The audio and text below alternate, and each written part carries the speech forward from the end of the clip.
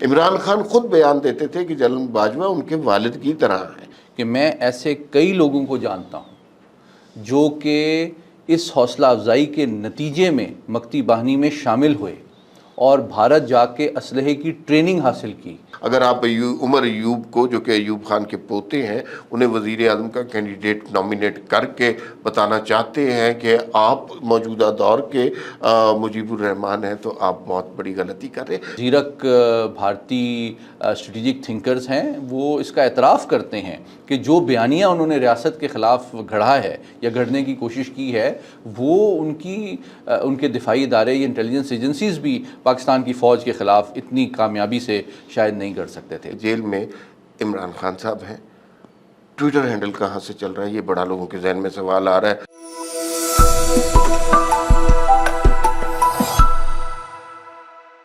ناظرین السلام علیکم، میرے ساتھ آج موجود ہیں بھی ایکسکلوسیو میں معروف دفاعی تجزیہ کار اور سیاسی تجزیہ کار سید محمد علی، اور آج ہم بات کریں گے عمران خان کی ٹویٹر ہینڈل سے پوسٹ کی ہوئی اس ویڈیو کی، جس میں انہوں نے بنگلہ دیش کے حوالے سے اور 1971 کے سانحے کے حوالے سے ایک ویڈیو پوسٹ کی، اور اس کے حوالے سے ایک تہلکہ سا مچ گیا ملک کی سیاست میں، سیاستدانوں میں، اور عمران خان نے ایک نیا نظریہ سا پیش کر دیا، جیسے شاید وہ شیخ مجیب الرحمان ہیں یا ان کی جماعت عوامی لیگ ہے.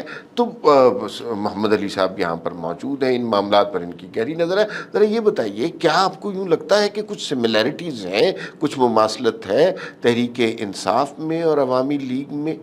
میں سمجھتا ہوں یہ بڑا اہم موضوع ہے، لیکن اس سے پہلے میں آپ سے یہ سوال کرنا چاہتا ہوں کہ اینٹی اسٹیبلشمنٹ پارٹی ہوتی کیا ہے؟ اس کی کیا خصوصیات ہوتی ہیں جس کی بیسس پہ عوام کو یہ سمجھنا چاہیے کہ واقعی یہ اینٹی اسٹیبلشمنٹ ہے یا یہ صرف ایک فیک نیریٹو ہے؟ اچھا، میرے خیال میں خان صاحب جو ہے نا، اپنے آپ کو تصور یہ دینے کی کوشش کر رہے ہیں، یا کم از کم تاثر یہ پھیلانے کی کوشش کر رہے ہیں کہ وہ اس وقت اینٹی اسٹیبلشمنٹ کے سب سے بڑے سورما ہیں اور بہت ہی دلیری کا کام کر رہے ہیں. میرے خیال میں اینٹی اسٹیبلشمنٹ ہونا بہت اچھی بات ہوتی ہے، اس کو اپریشیٹ کرنا چاہیے. اینٹی اسٹیبلشمنٹ میری ڈیفینیشن کے مطابق وہ شخص ہوتا ہے جو آئین کی بات کرتا ہے، جو اس بات کو ببانگ دہل کہتا ہے کہ بھئی اداروں کو آئین میں مداخلت نہیں کرنی چاہیے، جمہوریت کو چلنے دینا چاہیے، پارلیمان کی بالادستی ہونی چاہیے، ووٹ کی حرمت ہونی چاہیے، اور آئین اور قانون کی بات ہونی چاہیے. یہ بڑی اچھی بات ہے، اس میں تو کوئی ایسی بات نہیں ہے. اور اینٹی اسٹیبلشمنٹ لیکن اگر جن صاحب کے حوالے سے ہمیں یہ تاثر دیا جا رہا ہے، ان کی زندگی کا کوئی شائبہ، کوئی کونا، کوئی استارہ اینٹی اسٹیبلشمنٹ والا بنتا نہیں ہے. اچھا، میں اسی چاہوں گا کہ اسی پہلو کو آپ مزید ایکسپلین کریں کہ جو چیک لسٹ آپ نے سامنے رکھی ہے ہمارے ناظرین کے اینٹی اسٹیبلشمنٹ سیاسی جماعت کے، اس میں سے کون سی چیزیں آپ سمجھتے ہیں کہ پی ٹی آئی کے بانی اور ان کی جماعت میں ہیں یا نہیں ہیں؟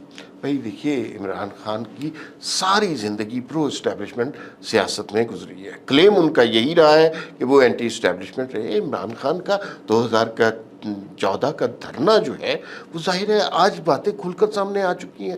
وہ 2014 کا دھرنا کس نے مینیج کیا تھا، یہ باتیں سب کو پتہ چل گئی ہیں. عمران خان کی دور حکومت جب اقتدار میں آئے تو آر ٹی ایس کے ذریعے اقتدار میں آئے، وہ کس نے کہا؟ عمران خان کے دور حکومت میں جب کوئی قانون پاس ہونا ہوتا تھا تو ارکان اسمبلی یا ارکان سینٹ کس کی مدد سے آتے تھے؟ ارکان اسمبلی خود کہتے تھے. عمران خان خود بیان دیتے تھے کہ جنرل باجوہ ان کے والد کی طرح ہیں. اس زمانے میں وزیر اعظم خود بیان دیتا تھا کہ اگر آئی ایس آئی ان کے فون ریکارڈ کرتی ہے تو اس سے زیادہ مبارک بات تھی. تو یہ ساری اینٹی اسٹیبلشمنٹ باتیں تو نہیں ہیں نا. بعد میں ان کے اختلافات ہو گئے، وہ الگ بات ہے. لیکن عمران خان کا مسئلہ یہ ہے کہ عمران خان چند لوگوں سے کچھ باتیں منوانا چاہتے ہیں اور وہ سیاسی دباؤ بڑھا رہے ہیں. اس کا قطعاً یہ مطلب نہیں ہے کہ وہ اینٹی اسٹیبلشمنٹ ہے. اگر اینٹی اسٹیبلشمنٹ ہوتے تو آئین کی بات کر رہے ہوتے، پارلیمان کی بالادستی کی بات کر رہے ہوتے. آپ نے کبھی ان کی گفتگو میں یہ باتیں سنی ہیں؟ کبھی آئین کا کوئی ذکر سنا ہے؟ افراد کی بات ضرور کرتے ہیں. اینٹی اسٹیبلشمنٹ شخص ہمیشہ آئین کی بات کرتا ہے، افراد کی نہیں. اچھا، ابھی جو آپ نے ٹویٹ کا حوالہ دیا، جس کا آپ نے بڑا مدلل تجزیہ کیا ہے وی نیوز کے لیے، اپنے کالم میں.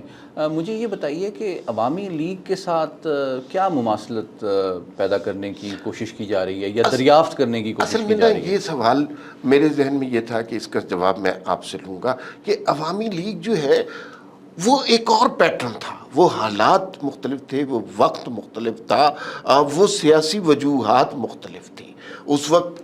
مثلا یہ نہیں ہو سکتا، ہمیں ضرور تسلیم کرنا چاہیے کہ ہماری اس سانحے میں اپنی غلطیاں تھیں، لیکن ہمیں یہ بھی تسلیم کرنا چاہیے کہ اس میں بیرون ملک سازشیں بھی تھیں.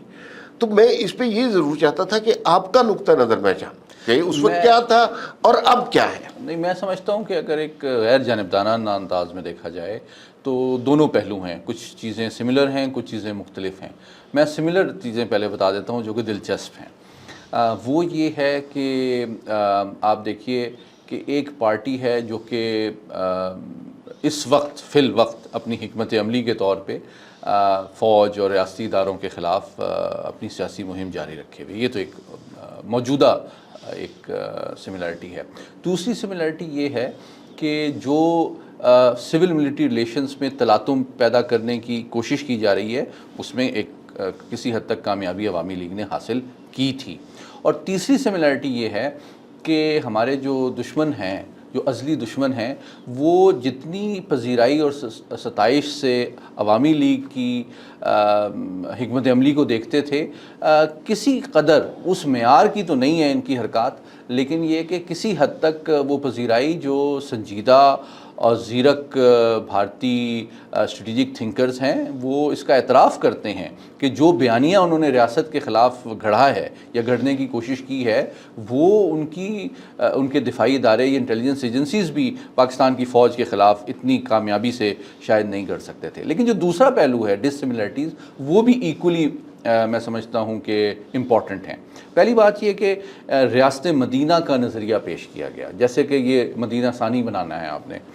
دوسری جانب جو عوامی لیگ ہے وہ ایک ایتھنک آئیڈینٹی کے اوپر بیسڈ، ایک بیڈ گورننس کے اوپر جو ان کے کنسرنز تھے اس کے اوپر ان کا پورا نظریہ اور بیانیہ اور سیاست مبنی رہی ہے. دوسری بات یہ ہے کہ وہ مسلم لیگ سے الگ ہو کے بھاشانی صاحب کی قیادت میں ایک سیاسی جماعت بنی، اور کسی حد تک پھر انہوں نے جو مختلف نان اسٹیٹ ایکٹرز تھے ان کے ساتھ بھی تعاون کیا اور بھارت کے ساتھ ایکٹیولی ان کی سپورٹ حاصل کی پاکستان کی ریاست، پاکستان کی فوج کے خلاف حملہ کرنے کے لیے.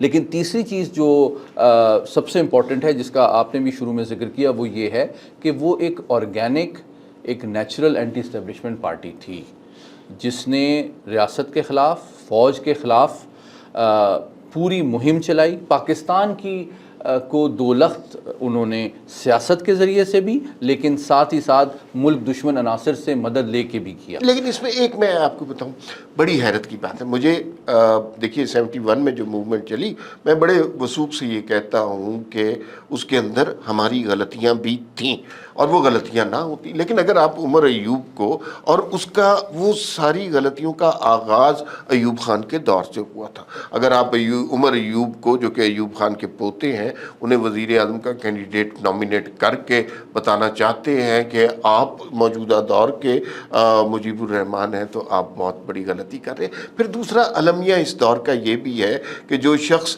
جاپان اور جرمنی کی سرحدیں ملا دیتا ہے، جو شخص اس بات پر مصر رہتا ہے کہ اس ملک میں 12 موسم ہی ہوتے ہیں، جس کو جو اس نے کرکٹ کھیلی ہے اور وہ دنیا کے ہر ملک کے بارے میں، ہر سیاسی تنازع کے بارے میں، ہر سیاسی قضیے کے بارے میں یہ بڑے وثوق سے کہتا ہے کہ وہ سب سے زیادہ جانتا ہے، وہ ہمیں تاریخ کا سبق دے رہا ہے. اور جو لوگ اس سے تاریخ کا سبق حاصل کر رہے ہیں تو وہ غلطی پہ نہیں ہے. بالکل. اور آپ نے جس طرح اپنے کالم میں بھی بڑا اہم موازنہ کیا کہ صدر ایوب کی جو ریلیشن شپ فاطمہ جناح کے ساتھ تھی، یہ میں سمجھتا ہوں بڑا انٹرسٹنگ ہے کہ کیا اسی قسم کی ریلیشن شپ اس وقت ریاست کے ساتھ ہے عمران خان صاحب کی؟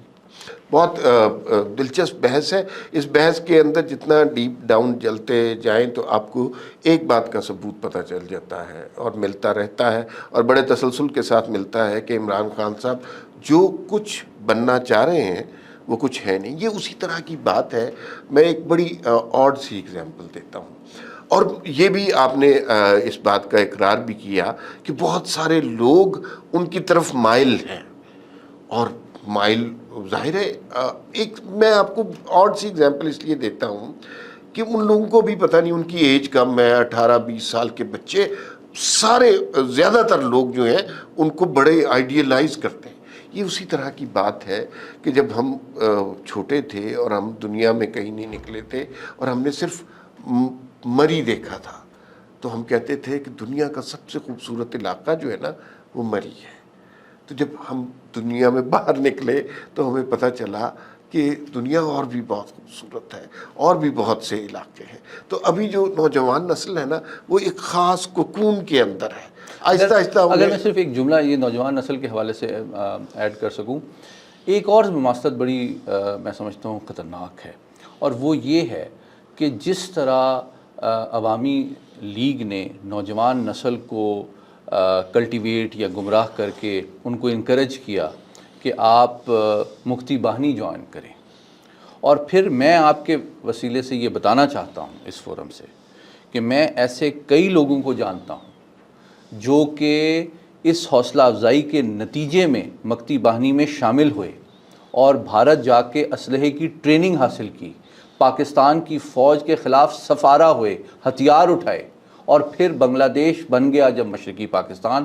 آج وہ اس کے اوپر نادم ہیں کہ ہم نے ایک بڑے ملک کو, ایک مضبوط ملک کو ایک کمزور چھوٹے ملک میں جب تبدیل کیا تو آج ہم ایک ریالٹی میں ایک بھارت کی پراکسی سٹیٹ بن چکے ہیں, اور ہم بھارت کے لیے استعمال ہوئے ہیں اس بیانیے کے تحت آ کے جس کو ہمیں بڑے اس وقت ہمیں اٹریکٹیو لگتا تھا, لیکن اصل میں اس بیانیے کے ذریعے سے ہم اپنے دشمن کے مفادات کو آگے بڑھانے کا سبب بن رہے ہیں. یہ ایک بڑا امپورٹنٹ سبق ہے آج کی نوجوان نسل. دو باتیں لوگوں کو ذہن میں رکھنی چاہیے, اور بات اب کنکلوڈ کرتے ہیں, لمبی ہوتی جا رہی ہے. پہلی بات تو یہ ہے کہ جیل میں عمران خان صاحب ہیں, ٹویٹر ہینڈل کہاں سے چل رہا ہے, یہ بڑا لوگوں کے ذہن میں سوال آ رہا ہے کہ بھئی اس کے اوپر اس طرح کی چیزیں ہو رہی ہیں. دوسرا یہ ہے کہ مجھے بعض اوقات خوف آتا ہے, جس طرح 9 مئی ایک سانحہ ہوا, بہت سارے لوگ فار رائٹ ریزن اور رانگ ریزن عمران خان صاحب کے ساتھ تھے, اور انہوں نے وہ بڑے انقلابی جذبے میں نکلے اور انہوں نے توڑ پھوڑ بھی کی. اسی طرح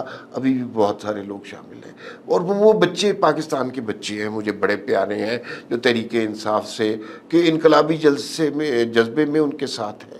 مجھے بعض اوقات یوں لگتا ہے کہ خان صاحب کی تو ہسٹری رہی ہے کہ انہوں نے کسی سٹیج پہ یو ٹرن لے لینا ہے, ان چیزوں پہ معافیاں مانگ لینی ہے, لیکن وہ بچے جو اس ملک کا مستقبل ہے اور برائٹ ینگ مائنڈز ہیں, سوچنے والے مائنڈز ہیں, ان کے ماں باپ ان کی ضمانتیں کراتے رہیں گے, اور خان صاحب نے کبھی ان کا پوچھنا بھی نہیں ہے.